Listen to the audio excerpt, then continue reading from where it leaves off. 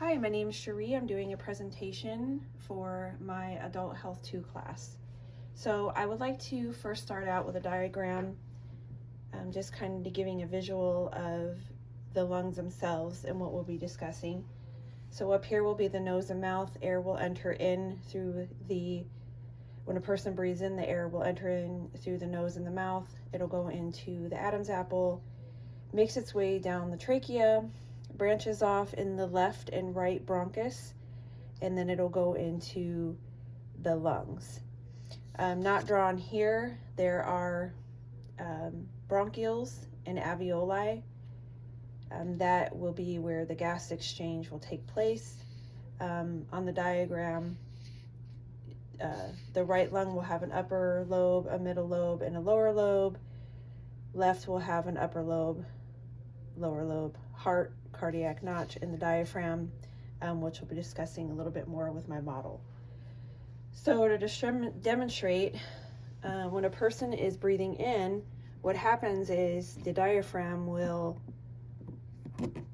contract down. So when the diaphragm contracts down, that opens up the pleural space and allows for maximum lung expansion. The rib muscles will pull up when a person is breathing in that air to just allow more air to be into that pleural cavity or thoracic cavity. The air will enter in, and like I said, it'll go into the bronchioles and into the alveoli, exchanging the CO2 with oxygen-rich blood to transport throughout the body. So when the individual breathes or exhales the CO2, the diaphragm will contract up. So breathing in and exhaling that CO2. Breathing in, exhaling that CO2. So there are some reasons people have larger or smaller lung capacity than others. Some are gender. Males tend to have a larger lung capacity than women. It could be age, it could be height. Taller people and men tend to have bigger chests with greater lung capacity than their counterparts, women. Ethnic origin can have a big influence on the lungs and the size. Physical activity, if you're into sports, you'll have better lung capacity. Altitude, if you're at a higher altitude, there's reductions in the atmospheric pressure that can cause changes in the lung size. And of course, lifestyle factors can affect lung capacity, smoking, and being overweight. So with the smokers, they have a smaller lung capacity, of course, and they have higher ventilation rates. So asthma is usually hereditary. It's a condition that you can inherit from someone in your family. So what happens with asthma is it's usually induced by a stimulus or a trigger, such as air pollution, weather, like changes in the temperature, like excessive cold for one. It could be triggered by dust, it could be triggered by allergies, pet dander. Some medications can trigger asthma. And it just increases the acetylcholine in the body. The acetylcholine in turn evokes bronchoconstriction, which is constricting those bronchioles within the lobes, and it makes it harder for the person to breathe because it's not they're tiny air spaces, so the air is not able to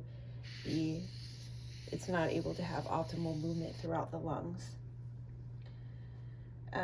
This is called, so what happens is it could be exacerbated by one of the triggers, or it could just be it's chronic. Usually what happens is the patient will have, you know, the trigger, or they'll have where it's just they're not using their medications properly. So that could be a main reason why they have the inflammatory response.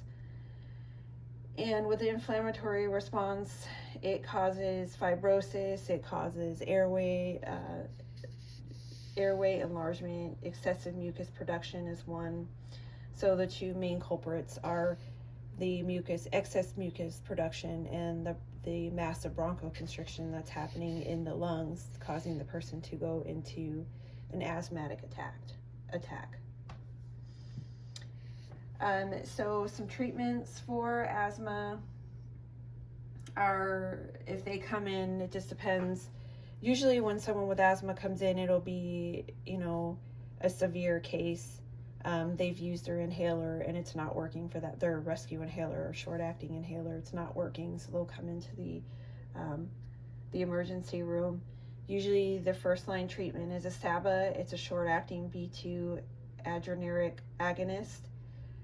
This is usually a meter-dose inhaler or nebulizer, and it's inhaled, so it's usually like albuterol.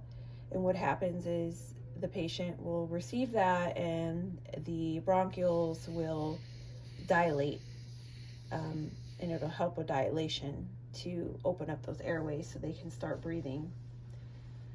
Usually with this treatment, the patient will receive 2 to 4 puffs by mouth every 20 minutes, 3 times, until they're not exhibiting any signs or symptoms of respiratory distress, or they can tell you that they're able to breathe better.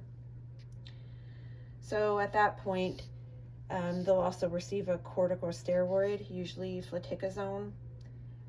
Depending on the severity of the inflammation, that'll be given after the bronchodilator. And also the patient will be given oxygen. Usually the doctor will order that as like a standing order, and with parameters. It's usually they want the oxygen saturation to be greater than 90%. The nurse will also do a peak flow reading. This is a reading that the patient will breathe into this handheld device. It has settings on it, and you'll have the patient breathe in. This will give them an idea of how severe the asthma is, or the provider and the nurse. And you'll take the best of the three. They'll what they do is they blow into it as hard as they can. After they take a deep breath and they breathe out that air, and that gives them they take the best of the 3 readings. So nurses need, when a person comes in with an exacerbation, the nurse would need to stay with the patient. The patient's going to be very anxious. They're not going to be able to breathe, obviously. So it's important for the nurse to stay with them and try to help them with some pursed lip breathing or diaphragmatic breathing, and just try to get them to relax and kind of slow that work of breathing down. Is, you know, one of the main things a nurse can do in a calm, relaxed environment as much as possible in emergency department. Put them in a comfortable position, usually high Fowlers, you know, semi-Fowlers, to, you know, get that maximum lung expansion. Sometimes you could lead them over a bedside table too. That helps as well. The nurse just wants to maintain that positive pressure in the lungs, having them taking in, you know, deeper breaths. So as a nurse, it's important to teach the patient the importance of using their long-acting inhalers.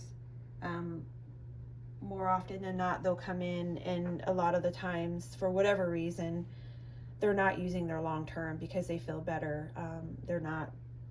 They're just not compliant with their long-term inhaler medication. So it's important for the nurse to educate the patient on adherence of that medication and the purpose, and explaining why they have to use it every single day. It's important to, teach them about side effects that can happen with these medications. Proper administration, you want to make sure that the patient is inhaling the adequate amount of medication that they're supposed to from the inhaler, because that's another thing, is they're not inhaling the prescribed dose because they're not doing it correctly. So it's important for the nurse to teach the patient and then have the patient teach them and show them, demonstrate to the nurse that they're using it correctly. The nurse would need to educate the patient about energy conservation, just resting when you feel like you're going to have, an exacerbation, triggers to avoid. I know it's kind of hard to avoid a lot of triggers when you're out and about. You can't really control that, but what kind of, just to look for, as far as if like something's going to trigger you, cold weather, just to be mindful and have your rescue inhaler with you. Another important thing with an inhaler, especially with a steroid inhaler, is to have the patient rinse out their mouth after every use, to prevent any kind of oral yeast growing into the mouth, and also to clean their inhaler too after they use it.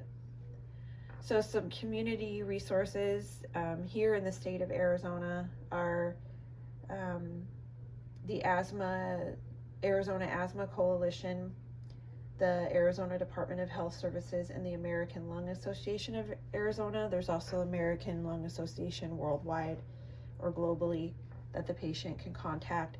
This can help with questions that the patient may have about their disease, or they can help with purchasing medications, because that could be a problem too, of patients coming in with this severe exacerbation of asthma because they don't have the money to buy their inhaler. So these particular community resources can help with that.